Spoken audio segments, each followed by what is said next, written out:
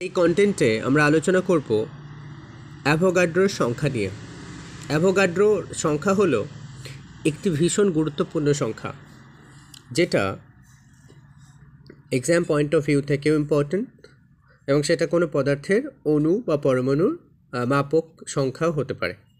যেমন 1 মোল অণুর সংখ্যা হলো 6.023 × 10⁻23। তাহলে এই অ্যাভোগাড্রো সংখ্যাটার পরিমাণ কত? 6.023 × 10⁻23। যেহেতু এটি একটি সংখ্যা, তাই এর কোনো একক নেই, এখানে টি লেখা যেতে পারে, টয়হস্যি টি।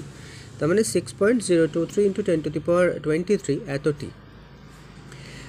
এবার আমরা যদি দেখি এই অ্যাভোগাড্রোর সংখ্যার মান, তো দেখলাম এই মানটা আবিষ্কার করেছিলেন বিজ্ঞানী মিলিকান। অর্থাৎ এই যে সংখ্যাটার মান, এই সংখ্যাটার মান কিন্তু আবিষ্কার করেছেন বিজ্ঞানী মিলিকান।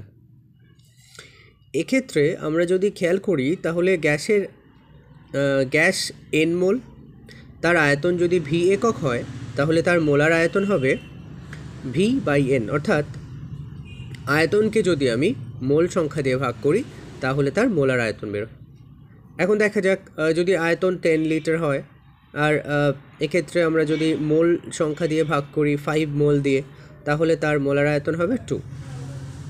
এভাবে আমরা সহজেই V/N এই সূত্র ব্যবহার করে কোনো গ্যাসের মোলার আয়তন বের করতে পারি।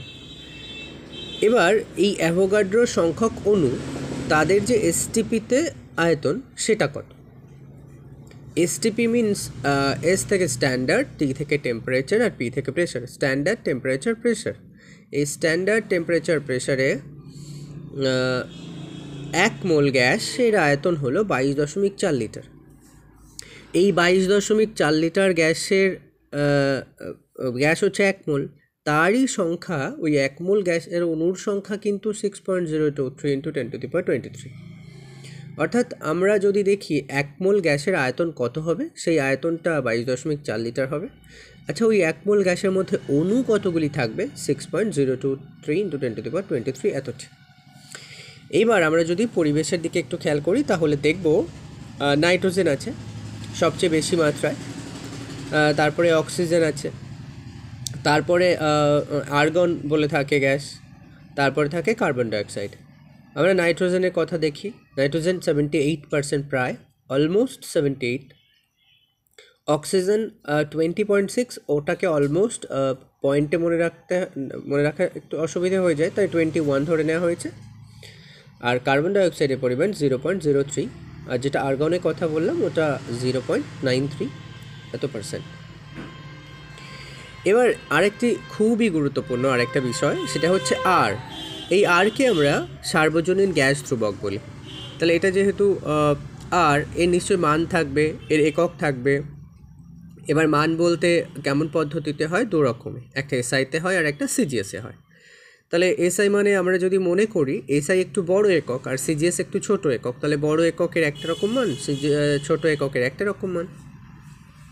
এই যে আরকে, ফিজিক্সের ক্ষেত্রে আরকে আমরা সার্বজনীন গ্যাস ধ্রুবক বলি, যেহেতু বড় আর এটা। এই সার্বজনীন গ্যাস ধ্রুবকের আমরা যদি একক দেখতে চাই, একক 2 রকম হবে। একটা হচ্ছে সিজিএস একক, এই ছোটোটা, আর এটা হচ্ছে এসআই একক, নিচেরটা। তাহলে আগে এসআই এককটা দেখে নিই। এসআই একক হচ্ছে joule. Joule mole inverse kelvin inverse. এই পাওয়ারে -1 থাকলে, অর্থাৎ মাথার উপরের দিকে -1 থাকলে ওকে ইনভার্সও বলা হয়। তাহলে joule, mole inverse, kelvin inverse, এটা দেখলাম। এই J for joule, mole inverse আর কেলভিন ইনভার্স বোঝা যাচ্ছে। এবার যখন এর সিজিএস মান দেখব, সিজিএস বলতে যেটা ছোট মান, সেটা এই জুলের ছোট একক হচ্ছে আর্গ। তাহলে সিজিএসে জুল আর এসআইতে জুল আর সিজিএসে হয়ে যায় আর্গ।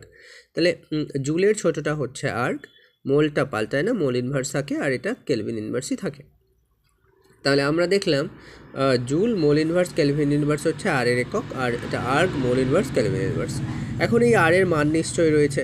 এই আর এর এসআইতে মান হচ্ছে, আচ্ছা সিজিএসটা আগে দেখি, তারপরে আমাদের বুঝতে সুবিধা হবে।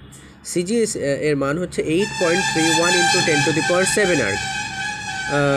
Erg, mole inverse, kelvin inverse, ইউনিটটা তো পাশে বসবেই। ইউনিট যদি পাশে বসে তাহলে এখানে 8.31 ইন্টু 10⁷ আর্গ, এই 10⁷ আর্গ এর মানে কিন্তু আবার 1 জুল। এই যে 1 জুল মানে 1 জুল সমান সমান 10⁷ আর্গ। 10⁷ আর্গ মানে কত জুল? 1 জুল।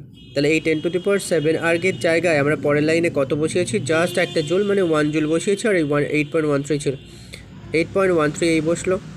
তারপরে এই 10⁷ আর্গের জায়গায় জুল বসলো, আর এটা মোল ইনভার্স রয়েছে আর কেলভিন ইনভার্স রয়েছে।